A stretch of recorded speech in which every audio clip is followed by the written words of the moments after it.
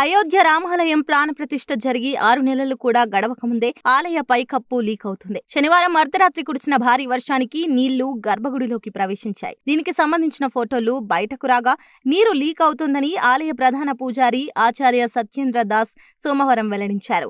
దేశం నలుమూలల నుంచి వచ్చిన ఇంజనీర్లు రామాలయాన్ని నిర్మిస్తున్నారని, అయినప్పటికీ నీళ్లు లీక్ కావడం ఆశ్చర్యానికి గురి చేస్తోందన్నారు.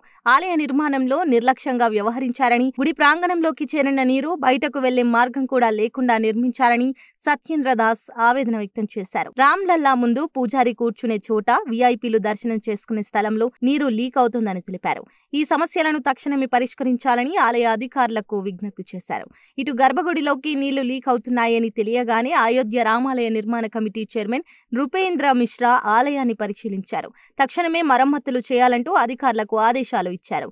మొదటి అంతస్తు నుంచి నీరు కారుతోందని, ఇది ఊహించిందేనని, రెండో అంతస్తు శిఖర నిర్మాణం పూర్తయితే గర్భగుడిలోకి వర్షపు నీరు వచ్చే ఛాన్స్ ఉండదని చెప్పుకొచ్చారు. జూలై నాటికి మొదటి అంతస్తు, డిసెంబర్ నాటికి మొత్తం నిర్మాణం పూర్తవుతుందని వారు తెలిపారు.